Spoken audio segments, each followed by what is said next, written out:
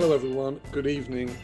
My name is James Harding and welcome to this thinking on whether the tide is turning on London, my city, the city that I've called home, my life, and the city that I love. And when I hear Waterloo Sunset, I smile. I've also been looking for an excuse to drop this name and tell this story for years, and now finally I've got one, which is that I was sat once next to David Gilmour of Pink Floyd, who, when he was talking about whether he would ever tire of listening to music and pop songs, and even the greatest of pop songs, the one he mentioned was Waterloo Sunset. And so I've waited for a moment to mention David Gilmour in association with this song, and now I've got it. We're joined, as you saw, by four people with different perspectives, but deep knowledge of London. And I want to spend this next hour trying to think about how London may be changed permanently by Brexit and then the experience of the pandemic and possibly some of the trends that were already underway before then. But I wanted to just pause for a moment, if we could, because it strikes me that anyone living in London, and probably anyone who's participating tonight, you know, is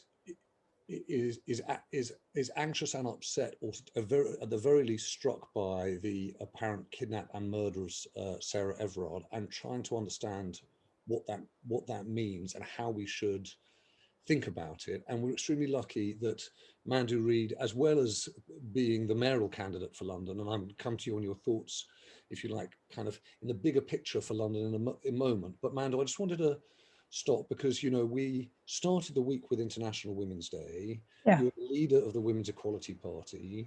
We heard Jess Phillips this afternoon in the Commons read out again the list of 118 women killed by people they know. That's one nearly every 3 days.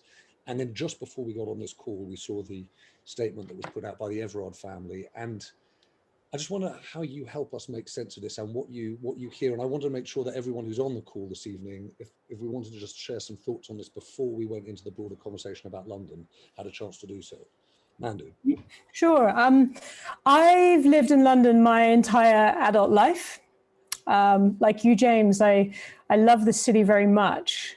But my relationship with this city does have a dark underbelly, you know, that characterizes it too. I personally have been groped, catcalled, chased, mugged, threatened. I've had a man expose his penis to me and masturbate at me on a London Underground station. And all of that is just part and parcel of the experience women and girls in this city have to navigate and have to deal with. I'm by no means exceptional at all. And yes, it is International Women's Day. It was International Women's Day this week.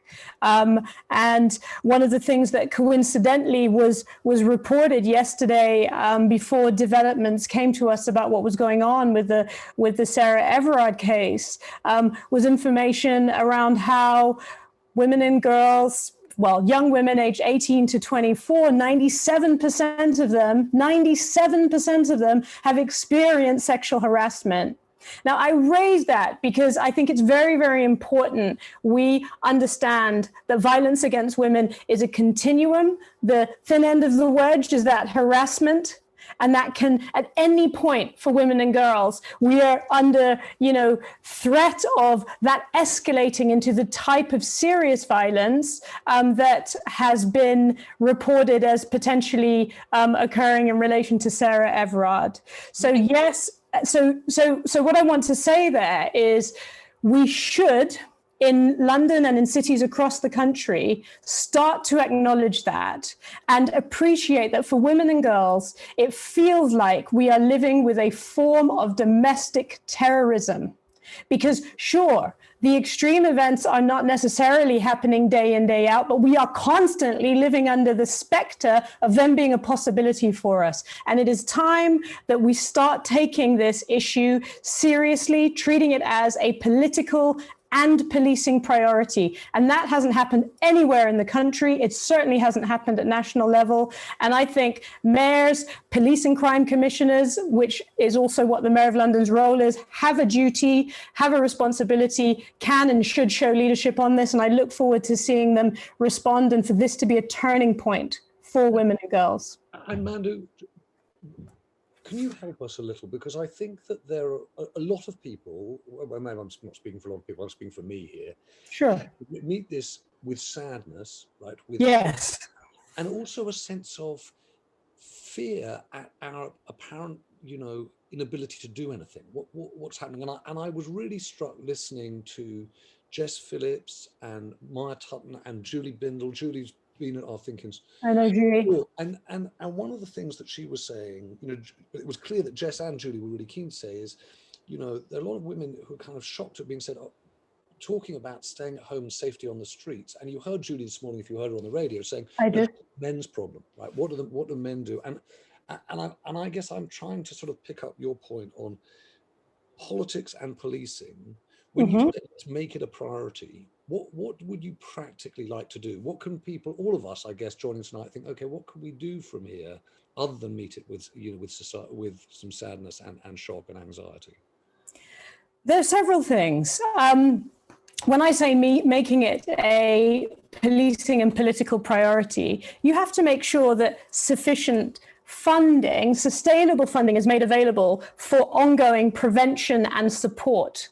You can, and we're going to go on to this, I think, you can design the public realm in a city like London. You can utilize devices like the London Plan to ensure that templates for new development take into account what it's like to be a woman or a girl trying to navigate the streets of London. You can make sure that if you have powers such as a police and crime commissioner category of powers, you can make sure you use those powers to make sure that the police force under your control does a better job when it comes to the justice side of things, to making sure that when women report crimes, they feel welcome to do so. They are treated with respect. They are encouraged and supported, and not in a situation where actually they're rubbing up against the justice system. And so there's huge potential, but it is entirely dependent on whether or not you classify this issue as a top priority. And I think women's lives are worth it being classified as a top priority, both at national and city regional level.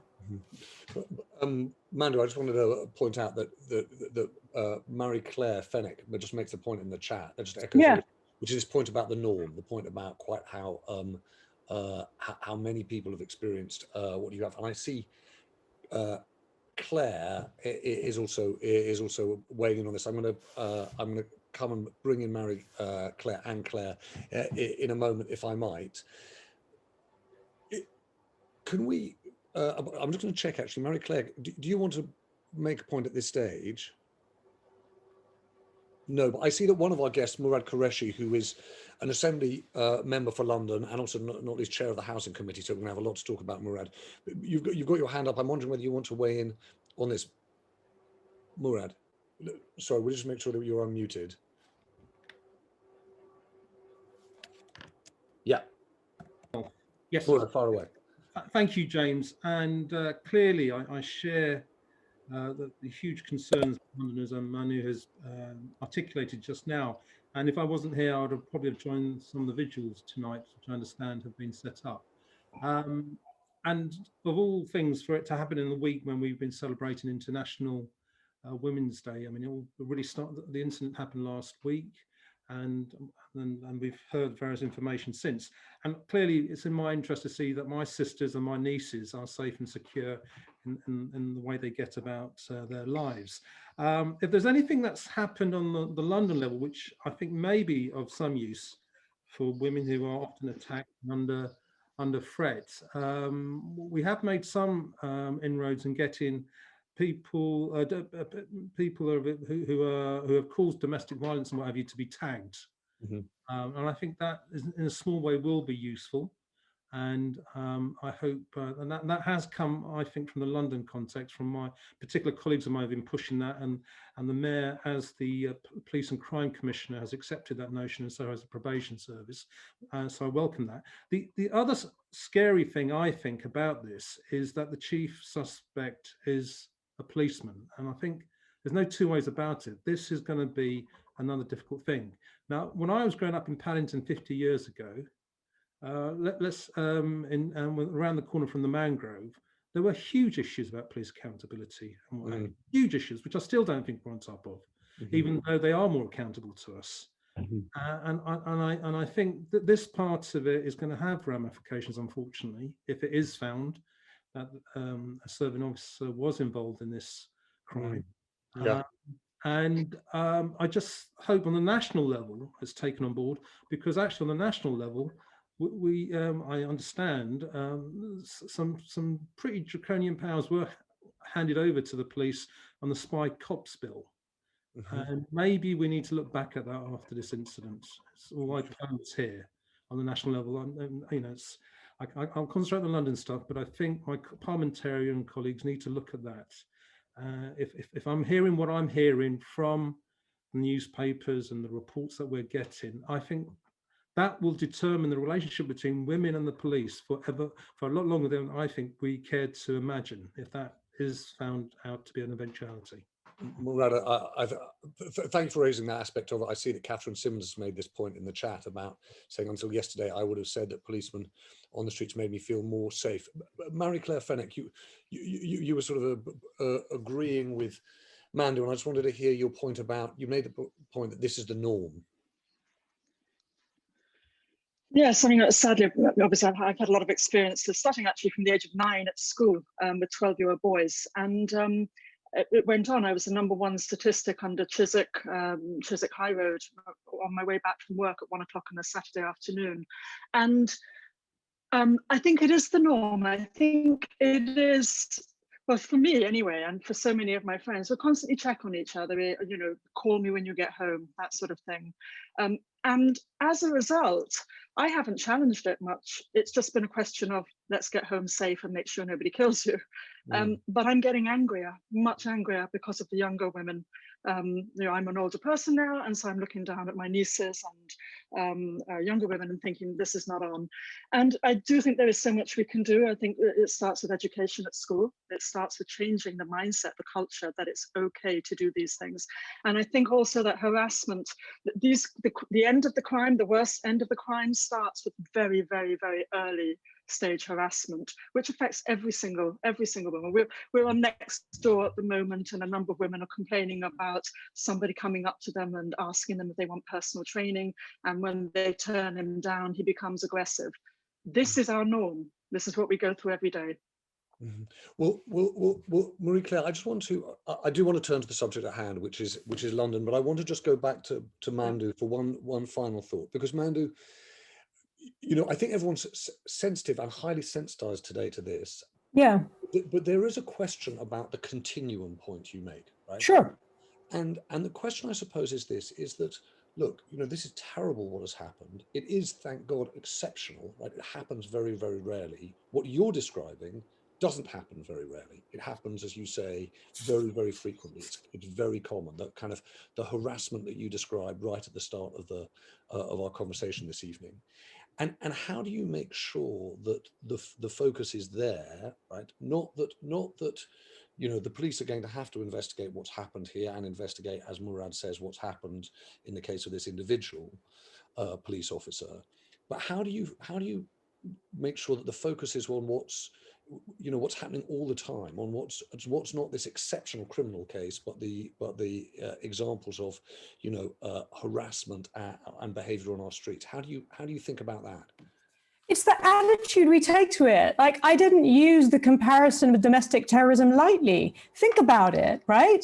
The actual incidents of the most violent terrorism are rare. But the reason why we take terrorism so seriously is because of how intimidating it is day in, day out for citizens trying to go about their business.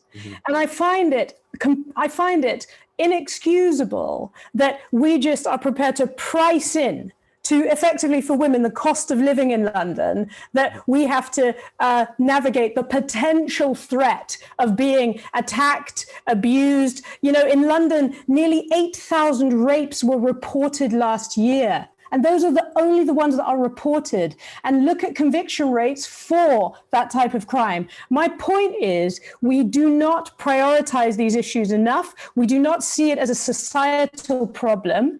We rest on our laurels about how it's just the way things are. And women are kind of accustomed to just having to deal with it and put up with it. So we need to completely change the frame. Think about it. If it was treated as traditional terrorism, the threat level would have gone up as of last week, and the whole attitude of our society to the fact that this has happened would be completely different. I want to see real leadership that actually changes the frame, because otherwise what we're effectively saying is that women, as compared to men in this city and across the country, cannot take safety or freedom for granted. And is that the kind of Britain, and is that the kind of London we want to live in? I don't think it is. So Mandu, thank you. I just make a point that my colleague Liz Mosley has flagged up in the chat a piece of reporting. I don't know whether people saw from spring last year, that was actually done by the Bureau of Investigative Journalism into a super complaint that a group of lawyers Yes, against institutional sexism in the police, domestic abuse, and it's really worth looking at. I'm going to sort of. I don't think actually we're going to leave this subject tonight, because I suppose the really essential question to us is how we have a city that we love to live in, right? And if you're asking the question, is the tide turning against London? A lot of those questions about security and freedom that you just raised, Mandu, are at the heart of London's future. I'm going to turn, if I might, though, to Rowland Atkinson. I'm bringing Richard Brown. Rowland, you've written a book, Alpha City, about the vast inequalities within London, right, and its wealth and poverty. How do you think about this? And so, if you like to get us to our exam question, do you think that the tide is turning against London? I hate to do this, but I really want to just sort of endorse what Mandu was saying and the other speakers before I respond, because this is a huge issue, and we're asking ourselves what we can do about this, and we're too frequently turning to women to ask the question about what we should be doing about this. And I think very strongly that, you know, I teach on issues like hate crime, for example, and we should be talking a lot more about the cultural embeddedness of negative attitudes. And in the same way that we deal with issues, or the way that we've begun to talk around issues around racism, we need to be calling out misogyny. And men need to be setting themselves up as anti-misogynists and calling it out where they see it. And many men will know, and they will be exposed to this stuff in pubs, in clubs, in other settings, and will too often be the quiet or silent person in the room when things are being said, which tacitly or overtly supports a lot of this stuff. The other thing that we need to look at very closely is what's happening in terms of social media and peer support for really intensely regressive attitudes, and particularly in terms of what's going on in terms of online pornography as well, which just doesn't get talked about. But anyway, that's just kind of an aside, and I can come back to what you were asking now, James. But this I think it's really important. I think I really appreciate you saying that, Ronan. I think I totally understand what you said. All right, so yeah, do go on. So yeah, so you asked sort of what the book is about and what I've sort of, in a sense, been working on, and it is a kind of analysis of what London's attraction has been to the global super rich, which is an expanding group of people that you'll all be pleased to know has, you know, their fortunes have increased over the last year even further. I think there's 520,000 ultra high net worths. That's people who have 20 million pounds equivalent or more in disposable assets. I'm not going to get all technical about this stuff, but hang on, Roland, sorry, how many did you say? 20 million. There's 520,000 globally. Yes. And around 10%, 5,000 of those live in London. There's about 100 billionaires, and there's about 1/3 of a million high net worth individuals. That's people with £1 million or more in non-property assets. So we all kind of know this story. We know about the empty property. We know about the way that money has rolled into the city over the last decade and more. But the book is very much trying to sort of say something about the way that this isn't just about where the rich sort of co-opt and move into those spaces, but it's also about how they are welcomed through the kind of infrastructure, through the services, and through a kind of enabling class that we find in law, in the corporate sector, and of course politicians, who have seen the rich as a kind of meal ticket for the city on which to dine out on over quite a long period of time now. And a lot of that sort of battle for space, that capture of the city, has gone on through, particularly through land and through property, the creation of a very spectacular landscape in the city, but one which very much alienates large sections of that community, and who have, of course, seen very few benefits brought to many communities across the city over that period. So this is also a story of criminality. We know that £100 billion a year flows through the City of London and through property in the UK that is laundered. Large numbers of reports have been going on over the last sort of decade or so now.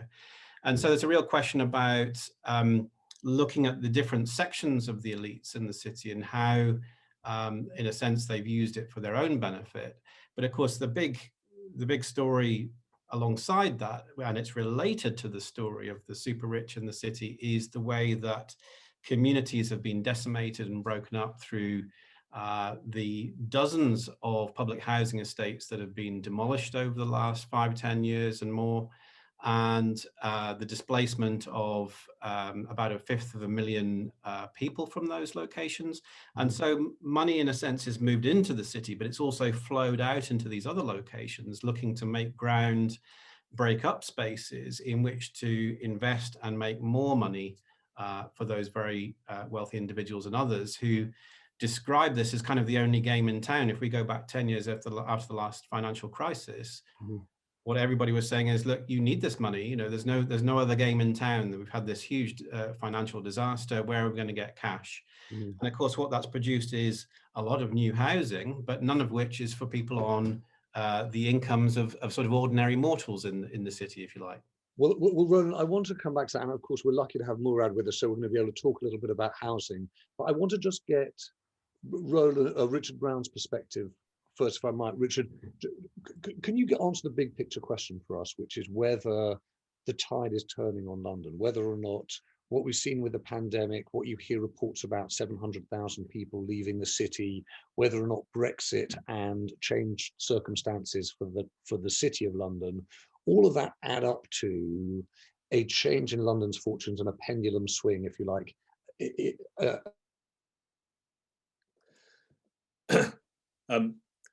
I think the simple answer to that is no, I can't tell you the answer to that. It's which is a really annoying answer. But there has been a lot of speculation about whether London's population has dropped dramatically, and as you say, there's an estimate that could be by as much as 700,000. And to put that into context, London, about 300 to 400,000 people move out of London every single year, either nationally or internationally. Normally, that number is far exceeded by the number of people who move into London, again, nationally or internationally. So London has had a net growth of around 100,000 people per year. Has changed up and down a bit over the past decades, but around 100,000 per year over the past 10 years. That was showing some signs of slowing before the pandemic hit. Net growth of 80 to 90,000. I think there's a lot of unanswered questions right now, and it's hard to distinguish the impact of Brexit and the impact of the tighter immigration regime that's come in from the impact of the pandemic. I suspect there are some people, and this has been seen in other cities, who particularly privileged people who've moved out to perhaps their parents' place or place in the country, second homes, and that's certainly been seen in cities like New York as well. Those people will probably be coming back in. I think some people may have perhaps accelerated their decisions about life change and thought, actually, I've had enough of living in a flat. I'm going to make that move out to the wider southeast more quickly. And I think particularly we don't know exactly how many people have moved out from London to other European countries. We know that sectors like hospitality have been really heavily hit by the pandemic and the recession. Around 50% of the people working in hospitality in London are non-UK nationals, or they were before the pandemic. You can imagine a lot of those people may have moved right out of the country. Mm-hmm. Will they come back? Will they be enabled to come back? I think are open questions. So I think London will see my feeling is that London will see a population hit. We may not get reliable figures from the census this month because they may be taking a snapshot of an unrepresentative moment in London's cycle. I suspect in the medium term, London will start growing again. It will probably grow a bit slower than it has in the past, and most people would say that's quite a good thing. I think a lot depends on whether it will renew its appeal internationally, which is partly to the super rich who Rowland was talking about, but also to a lot of young Europeans in particular felt that London is somewhere they want to come and live for a few years and work and learn the English language and make new friends and move back. So I think whether London can open up again, whether the immigration system allows that, will also be really important. We may also see we're seeing reductions in rents. Your slides at the beginning showed that. That may enable young people who previously wouldn't have been able to afford to live in London to come and spend some time here. I mean, one of the things we've researched is that for a lot of people across the UK, London looks more and more distant. It looks more and more unaffordable. And perhaps that reduction in rents that we've started to see will actually make it more affordable to more young people from across the country and from around the world. Because I suppose the last thing to say is there's a challenge of house building, there's a challenge of getting enough homes in London, but that has been reflected particularly in overcrowding in the private rented sector. I mean, there's a real crisis for renters in London. They're living in very overcrowded conditions, more and more crowded in per bedroom. And that's also showing through in homelessness. London has 10 times the rate of people in temporary accommodation that the rest of the country does.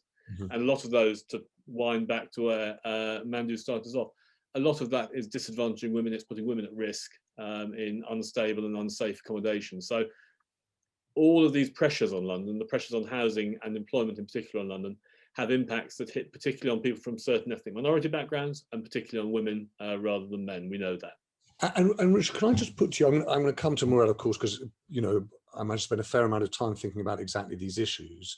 But can I just put to you a sort of different, if you like, narrative to this, which is, we Londoners have spent, a lot of time worrying about inequality in our city, about the housing issues in our city.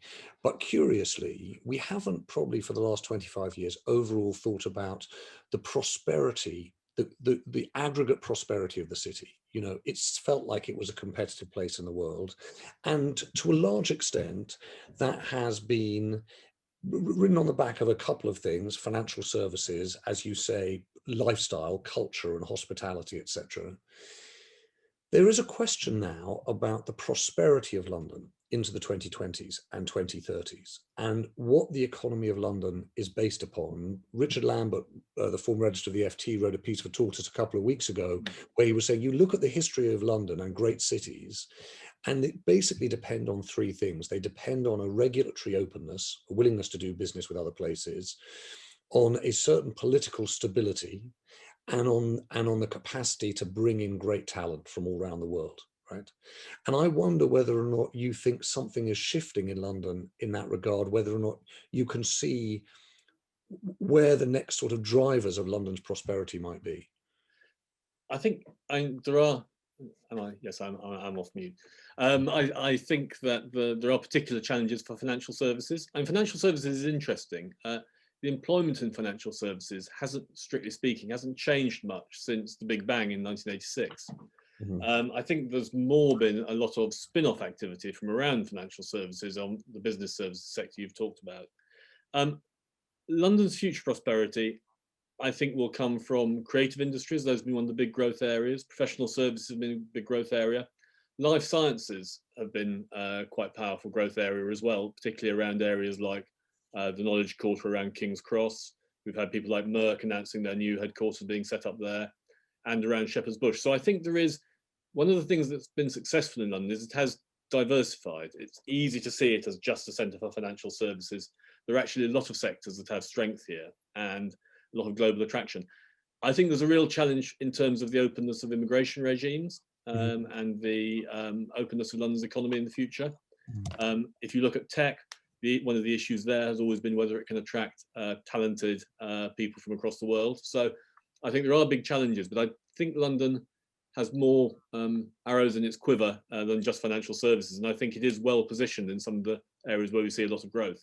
Well, Richard, thanks. I'm encouraged to hear that, and maybe we'll talk a little bit about those arrows in a moment. Murad, will you pick up, I suppose, on the points that both Rowland and Richard were talking, particularly this housing point? Is there really an exodus? Is it really 700,000? Where is the housing problem, and what can we do about it? Okay, well, James, I've heard both Rowland and Richard, and one of the first things I did last year when I took over the chairmanship of the housing committee at City Hall was asked to do a survey about what Londoners are thinking. There's anecdotal evidence of friends moving and things like this. I can see that the Airbnb market has blown. There's less luggage, for example, going up and down my streets, certainly. So that's clear enough evidence for me that that's blown a hole. And also I had picked up on rents going down, and that's not and that's in areas on the edge of the central activity zone in Marylebone and Paddington. So that was evidence there, and we found that actually that there was about as much as 1 in 7 Londoners were thinking of moving. This was at the beginning of the lockdowns. That's about up to 14%. Moving out of London, Murad. 1 in 7 wanted to leave the city as a result of COVID. Now, when you're dealing with figures like this, obviously, when we put this to a panel of experts, they said they thought it would be useful if you go back to them again in 6 months' time, which is what we've done. And we've done another survey, which I haven't got the results, unfortunately. But it'll be interesting to see how that moves, because there's clearly 2 types of moves that may be happening, obviously out the city, and also another thing which we shouldn't forget, a move from central London, inner London, to outer London. If people want the green spaces and what have you, and their own private garden, this is a time when it's suddenly dawned at people it's actually important, and they want that in their housing circumstances. So it's a moving target, is what I'm saying, and who knows where people are now after we've had this, after we come out of a 3rd lockdown, and Londoners assess that, as well as their life work choice balances, which is important to people. And the housing market has to pick up on this, and I think the rented market has certainly. Just one point Rowland made. There's no doubt, the world's nouveau rich, pick up, set up shop set up homes in central London that they hardly use. And one of the reasons actually is quite revealing, and you don't have to look too far. If you just read the FT Weekend and the supplements there, it's actually very, very inexpensive to keep a 2nd, 3rd, 4th home in London, because the property taxes are so cheap. I'm certainly one that had the if we're going to keep with the council tax regime, for God's sake, give us those higher bands at the top end, which means that my mum, an Asian granny in Paddington, is not having to pay the same amount of council tax as the world's nouveau rich in one Knightsbridge in the same borough.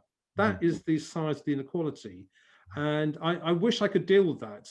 And I was hoping that this past year would be one of those momentous years when we actually dealt with that. But unfortunately, the opportunity hasn't been grabbed, and that's how I think we've got to deal with the inequality and be able to shift the resources.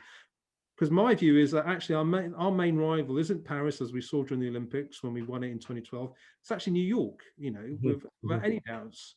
And they've actually got much higher property taxes without any, and people still go there, and put up shop.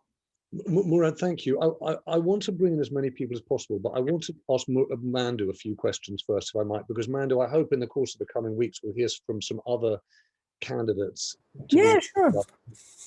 And I'm really interested to hear from you. So if you were mayor of London, what happens that addresses these fundamental questions? about London's prosperity in the future and about these structural inequalities? Well, I think the absolute starting point has to be asking the right questions and answering them in the right way. So, do people still want to live here? We've been exploring that over the last 10 or 15 minutes. And I think you got to come at that from the perspective of all sorts of different categories of people. So which people are we talking about? Because if you're talking about people on low incomes, and we know that women, minorities, key workers are overrepresented in the low income category, it's not a case of whether they want to live here. The deciding factor is affordability. And a survey that came out last year, carried out by the Royal College of Nursing, it found that 57% of nursing staff were planning to leave London due to the private rental costs and living costs being completely out of reach as far as they were concerned. And if we go back to the different sort of categories of people that are part and parcel of Engine London, of keeping the wheels turning in London, let's look at social care and childcare. Childcare, I think, is particularly interesting because we've learned through the pandemic that childcare is actually part of the backbone of, well, certainly London's economy, but the economy more broadly. Go on. I'm interested to know what you would do, Mandu. What I really want to know is, Mandu Reid, Mayor of London, first 100 days, what do you do? Okay, I'm coming around to explain here. Yeah. We know that as a result of the pandemic, 60% of London's job losses are going to be women losing their jobs. And if we want to get them back into the job market, because that's good for London's economy more broadly, what we need to do is implement policies like finding the money, negotiating with government with it if necessary, to make sure that the 30 hours per week childcare that's currently available to working mothers is actually available to those who are training, potentially retraining, or looking for work. You put a policy like that in place, you suddenly make it viable for a whole section of your workforce to have a chance of getting back in the game and contributing to London's prosperity, and it being affordable and manageable for them to do so. The childcare sector is imploding. It is literally on its knees. If it falls to pieces completely, that eliminates a whole swathe of brilliantly talented women, because we know women do the majority of childcare, from the workforce. So what you have to do is make sure that you're intervening as the Mayor of London to protect the childcare sector and make sure childcare providers don't run into the ground, because otherwise you're just discounting a massive proportion of women who could be making an enormous contribution to the economy. Prior to the pandemic, London had maternal employment rates that were 8% lower than the rest of the country. That was prior to the pandemic. So we know those figures have gone south. And I think if you're looking at trying to preserve the future, London into the future, you have to look at it in a holistic way. You got to look at rents. You got to make sure that the social housing offer, which, Murad would know because he worked at City Hall for longer than I have, that, there was a time when social housing provision and building and development in that regard was in a completely different place to where it is now. And go on. Mandu, so I'm just going to interrupt you. Forgive me. So let's say that you're in the first 100 days. Yep. Okay, you managed to negotiate a financial settlement with central government. Yes. What do you say to, and I'm going to bring Rowland back in a minute on this, what do you say, though, about how you transfer some of that concentration of wealth, that exception of wealth? Maybe you don't think it's necessary, but is there a mechanism that you think gives the Mayor of London more resources to deal with some of the transport issues, deal with some of the housing resources? And what is it? What is the Women's Equality Party tax that deals with some of those questions?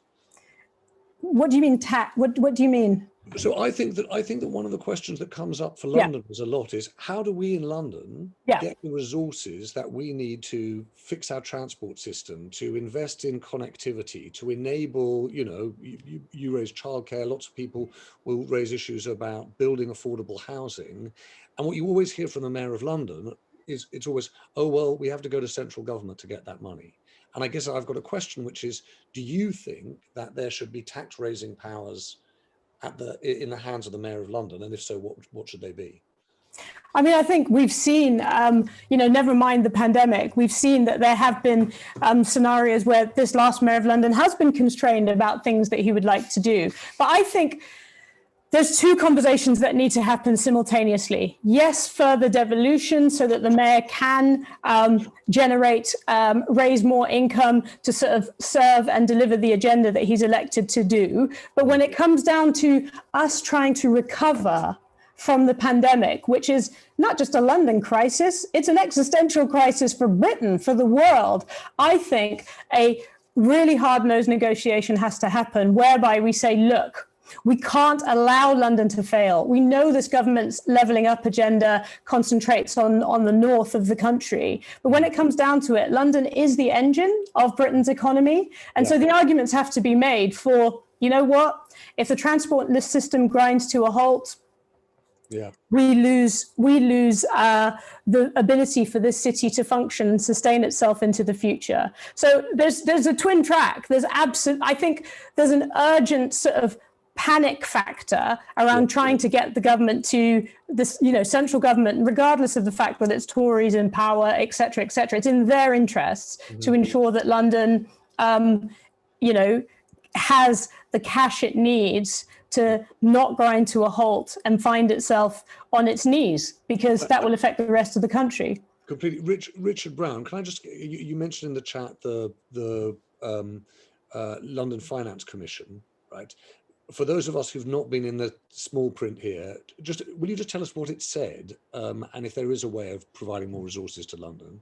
It was set up by the former mayor of London, Boris Johnson, who's gone on to do other things in politics since then, but reconvened by Sadiq Khan after he came into power in 2016. It was cross-party and also involved people from some of the other UK cities. And that proposed devolving council tax and stamp duty, land tax and business rates completely to London and other cities. The rationale being property taxes, you can't move property. Property is where it is. So it's something that works quite well for local taxation. It would keep the flows of cross-subsidy going from London to the rest of the UK. And there's been quite a lot of debate about that in the chat. It wouldn't be about a London land grab. But it would enable you to have a more progressive tax regime, like adding new council tax bands on, which they've done in Wales, for example, to tax higher rate properties more, or even over time moving to more, even more progressive policies such as a property value tax or a land value tax. So you'd actually see Murad's granny wouldn't be paying the same rate as the people in One Hyde Park anymore. You'd actually see some graduation between how much is paid, which I think would actually help reduce speculation in the housing market, as well as being a fairer way of raising funding in London. However, it's run into a complete, the Treasury has not even responded to it much. It's not getting hearing in government, I'm afraid. And that's what happens. These ideas get convened and then they get kicked into the long grass by the Treasury. Okay, that's helpful. Rowland, what do you, having sort of analysed the problem as when we started talking, in terms of these concentrations of wealth, I was very struck by your phrase, the capture of the city. What are the mechanisms that in the 2020s enable prosperity, so don't drive investment out of London, but do make sure that it's a fairer, more livable city? What can we do? Yeah. I think there's quite a few things that we can do, but they're in various different domains. I mean, people have already been talking about property taxes, so council tax, and obviously one of the proposals there is to have something like an A to Z rather than wherever we're at currently is H, I can't remember, but there needs to be a sort of a rebanding there, and often we're fighting shy on more equitable measures, really. And right now I checked before we started, there are 4,000 homes right now for sale in London at £2 million plus. And as Murad was saying, the amount that people pay annually is very low. But that's just one area. The other area that we've seen no sort of traction on is in relation to wealth tax. Colleagues at LSE in Warwick just a few weeks ago wrote an extensive report showing that, you'll see I'm reading from my notes here, a 1% tax on assets over £2 million would raise £80 billion over 5 years in the UK. Another area of action is in relation to the tax havens, where there's an estimated 35 trillion dollars locked away. And of course, that's not just UK nationals, but we know through the Panama Papers and various other revelations, a lot of that's sort of circulating in and out of cities like London and other parts of the UK. Planning viability assessments is something that we really need to look at, in the way that developers have fought very aggressively against contributing. And of course, they will say that they've made financial contribution, but we're looking at a city with internal as well as, if you like, neighborhood level forms of segregation with poor doors. There was a report in The Guardian, I think it was this week or last, about alternating floors of affordable and other forms of housing. The affordable housing stuff is a kind of Orwellian speak. We're not really talking about affordable housing at all. And the sort of elephant in the room from my perspective is the need to unlock government investment in public housing. So, which is essentially such a tainted and stigmatized tenure that no one wants to go anywhere near that. But we have wonderful examples. Moore's book on Slow Burn City, all of the neighborhoods that he says are the best places to live in the city. I'm sure he does this slightly playfully. But he says, they're all public areas of public housing, master planned areas that delivered high quality, secure and affordable housing. This is very much what's needed in the city at the moment. So I think there's lots of things that we can do. But I would say that it would be foolish to be sort of naive and not to realize that we live in a kind of political economy where the idea of tax rises is shot down. Now, if the government, the current chancellor would of course say that they've raised corporation tax and so on, but you can see where the kind of the money is at, where we've got a stamp duty holiday that's costing billions. We've got increasing or continuing support for Help to Buy, which is simply a gift to developers and to more affluent house buyers. We've got very little going on that actually is raising substantial public resources to dig us out of this. So we're where we were 10 years ago, but in a worse situation. And the only apparent innovation on the table in terms of levelling up and all the rest of it is free ports, where you don't charge any tax.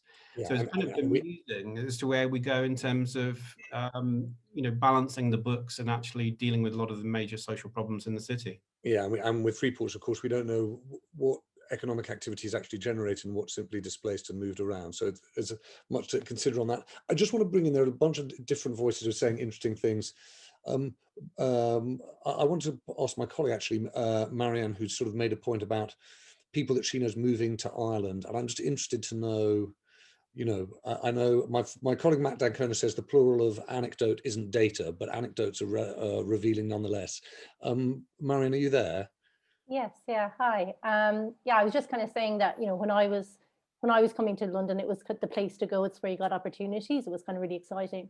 But anecdotally, I know that a lot more people within Ireland are actually moving to Dublin. There's a lot more international HQs there. There's a lot more opportunities, and it's more of an appeal now, whereas London traditionally would have been that kind of London, and I think someone mentioned it as well, New York is the other one, but obviously with COVID and everything, there's a lot more things happening that Dublin is still really exciting and appealing. So that was kind of my point around that.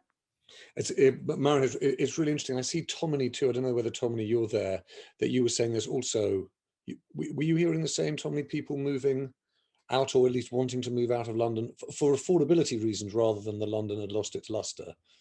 Yeah, well, I think it's a bit of both, because I think a lot of the things that you would have found in London, opportunities, nice restaurants, places to go, you kind of are popping up all over, even in places, that before weren't necessarily the place to go. You can go just outside of London, Kent, Essex, Northampton's building up now. And for someone like me, who's recently out of uni, I'm not able to live at home.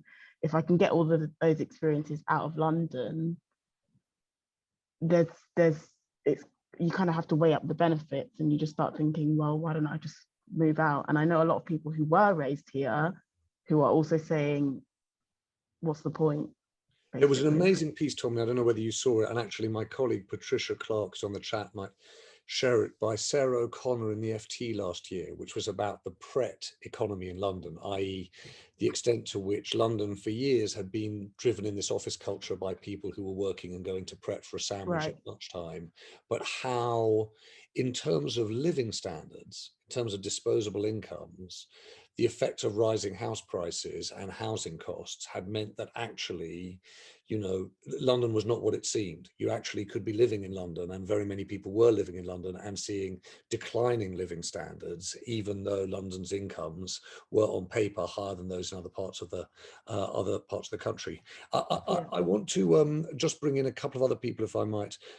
Paul Atherton, I'm going to come to in 1 second. I want to just hear from Emily Craig, because I'm interested in Emily's political point, which you may have noticed in the chat, about London not really registering in the national conversation. Emily, are you there? Yeah, sorry, I am. I think my computer's so old that it doesn't actually allow me to use my camera. So, but hopefully you can hear me. That's very cool. Okay. Yeah, I should probably declare that I'm a political journalist, so I'm particularly interested in this. But I think it's just been really noticeable since the 2019 election how the focus has shifted, I mean, away from London, or at least is just not on London at all, as a sort of, as a place that is kind of politically contestable. The focus now in sort of, you know, in kind of from all of my experiences is on the red wall seats and more broadly on the union, which means that London sort of isn't really part of the conversation. And I think it was really telling sort of throughout the last year that the mayor that you saw most often on TV, as I think I put in the chat, was Andy Burnham in his Mac, calling an impromptu press conference that all the cameras would be there for. And actually, I felt like London's voice was really kind of lost in the national coverage. Although, of course, maybe people feel that sort of locally, we obviously have the Evening Standard and, you know, London News. But I don't think London's voice is actually being heard particularly. And what do you, and Emily, who do you report on politics for? For the BBC. So and nationally. So I'm a, because I just wondered, I'm just interested to know what you think about this, because one of the things that struck me is, obviously, if you really care about levelling up, you'll be well aware that, you know, some of the deepest pockets of poverty in the UK are in London and the southeast.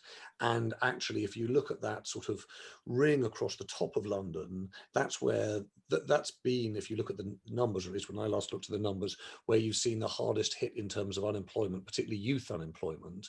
But that narrative doesn't seem to land around London. And I wondered why you think that is, whether it's just, as you say, you know, red wall and the new composition of the Conservative government.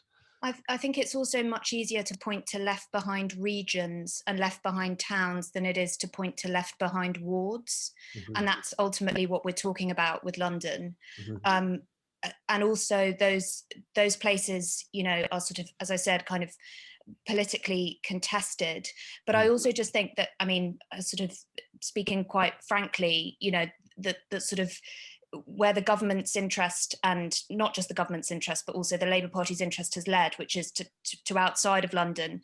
The media's interest now is on, certainly the BBC's interest is on making sure that voices from outside of London are much more represented.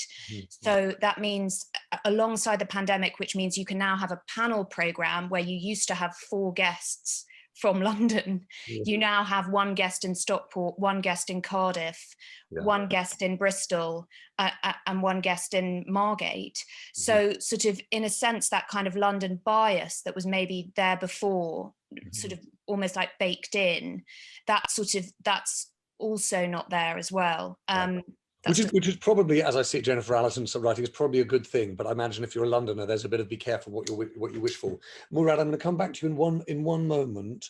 Emily, thank you very much. I just want to bring in, I'm going to do a quick rattle through. I'm going to bring in Paul Atherton, and then I'm going to come to you, Murad, Richard, and then final thoughts from Rowland and Mandu. Paul. Hi, James. Hey there, how are you? I think I'm surviving, thanks. I think what I find really interesting about London is that it is so cheap and so easy to do what apparently are expensive things that it will draw back people that lived here and have been pushed out. So I think the balance will come back where people who love the city, love what it gives to offer, especially the free museums, the ability to go to film premieres for free, the ability to go to theatre for free, you know, that they will all come back in because they've all been pushed out. So I think we'll just see a rebalancing of the city rather than a complete displacement of people moving out. I think you'll see a lot more people coming back in. Oh, okay, I'm encouraged to hear that. Murad. Oh, sorry, Murad, I think you briefly unmuted yourself. Now you're back. There you are. Okay. Well, look, just in response, I mean, the incredible thing is the last mayor of London is in number 10. And in effect, him and a lot of the people around him at number 10 are City Hall people. And they should be really receptive to all the arguments that London has put for over many years. For example, as was quoted from the London Finance Commission, that they're not new ideas. There are things there that could have been done and taken and run with. There are people who will be fully acquainted to some of the suggestions Richard Brown made earlier in that commission. That's the most disappointing thing. I mean, for example, on the transport front, I mean, TfL, the way it's been treated is like no other entity in up and down the country. And yet the mayor will know very well that if you spend money on buses in London, that's money being spent in Northern Ireland. That if you spend money on the on the trains, tube trains, that's going to be spent in Yorkshire. There's no two ways about that. And it's central to the national economy. That's happened since the 80s. Yeah. And somehow it's been drastically being tailored in a way which I don't think is going to help the rest of the country, let alone London. Murad, thank you. I mean, that speaks directly, doesn't it, to Emily's point about making that case for London, in London and the country more broadly. Richard Brown. The risk, I risk just echoing other people, but I think London is left out of the debate at the moment. One of the things we saw in the levelling up fund that was announced in the budget last week is, you know, almost the criteria for that, which were about remote from transport and no economic growth, were almost designed to exclude London. And London has this unique combination of deprivation and poverty alongside a dynamic economy. And the levelling up discourse is currently about places that are remote from economic activity. So part of this is we need to switch levelling up, and perhaps it's just an empty phrase. It feels emptier and emptier the more you hear of it, into something that's about helping people, helping wards, not just regions, and actually thinking of the intense poverty you have in Westminster and Tower Hamlets, alongside some of the highest GVA per head in Europe. So I think we do need to address this. I think London's in a tricky place. It's not a marginal city anymore. In the past, it's been quite a city quite split between Tory and Labour. Not so much anymore. I mean, Boris Johnson won as mayor twice. And I think the focus of politics will tend to be on the red wall. I hope that the government understand that, as well as levelling up and as well as thinking of regional policy and regional investment, they cannot afford to let London fail, but it is a case that needs to be made. So, Richard, thank you. Mandu. I think that, you know, what we have to acknowledge that the impact of COVID has had a gender dimension to it, and that has affected London's economy. It has affected the workforce in very specific ways. And so it makes absolutely no sense for our conversations about the solutions to allow London to bounce back to ignore that aspect. People have mentioned hospitality and retail, some of the hardest hit sectors. We know that women are disproportionately employed in those sectors. And so what I want to see happen, what I believe is essential to shoring up London's destiny going forward, is acknowledging those things and incorporating them into any and all strategies that the mayor implements to, you know, lead this city out of the trouble it finds itself in, given Brexit and the fallout from COVID. And if that's neglected from the conversation, it is doing a disservice to the entire population and compromising the ability for London to fulfill its full potential. Mandu, thank you. And Rowland, I'm going to give you the last word. How do we make it an alpha city in, I suppose, the sense that we'd really like it to be? Yeah, I think we need a beta city, a better city, and a new equilibrium in which more people are winning out and a move away from the really appalling inequalities that we've seen growing up under austerity, and which I think will get worse. But I agree with, I think it was Paul that was saying, you know, that the city will become attractive to people on lower and moderate incomes. But I suspect that many of those people will then be subsequently displaced, particularly if they're in private renting, as and when the economy begins to sort of refloat again. So I think there's the main thing at the moment is probably not to get caught up in too much sort of frantic analysis, and to sit back and think a bit more strategically about what's going to happen, because we get caught up in very short-term cycles. And obviously, James, your channel is entirely devoted to thinking longer term on these issues. But levelling up, you know, it's half the money roughly that is being the tax foregone on the stamp duty holiday. It's not big money, so I'm not really convinced that suddenly we're not talking about London. Rowland, thank you. Apologies, everyone. I've run on by a couple of minutes. I wanted to just finish though by saying something that I suppose goes back to the point that we started with, and a city that makes us feel safe. I was involved in a conversation like this a few weeks ago, where someone said, was a senior economist at UBS, in fact, who said, you know, we've got to acknowledge that something fundamentally has changed in our experience of the city as a result of the pandemic. And it's that living in London won't necessarily in the future be as much of an economic necessity as it will be a lifestyle choice. And essential in that lifestyle choice, it seems, are the points that we made right at the beginning about safety and a sense of confidence and security, you know, out in public spaces in the city, and to that matter, private ones. I do think it's really striking and frankly very depressing that we're back in the run up to another mayoral election, and again we're having the same debate about housing. We've clearly got something that is a repetitive cycle in our politics, and when you get this, you have to call out the fact that it's not an analysis or an observation of the problem.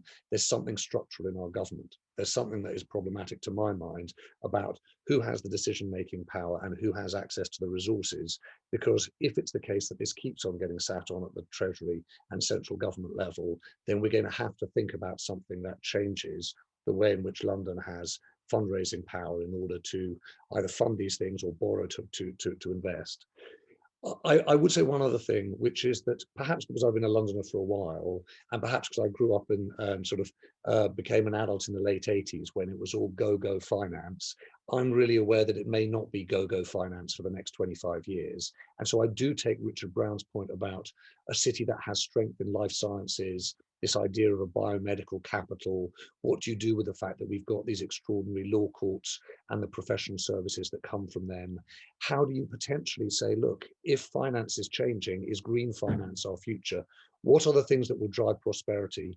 Because I think that, going back to this point about the city that you really want to live in, it's a place that will be, to Paul Atherton's point, one that has culture, one that has lifestyle, one that has a brilliant, you know, sooner or later return to a nightlife, but is a place that people feel has a real sense of personal opportunity for them.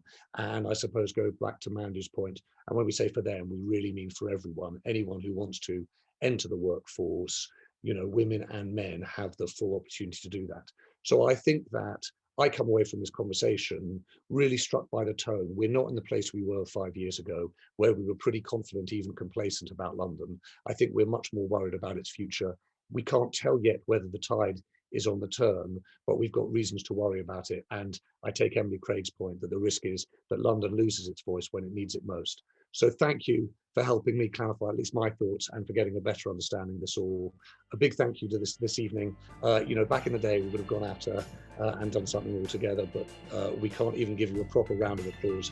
Can wave you off with a smile. Rowland Atkinson, Murad Qureshi, Richard Brown, and Mandu Reid. Thank you very much, everyone, for joining us.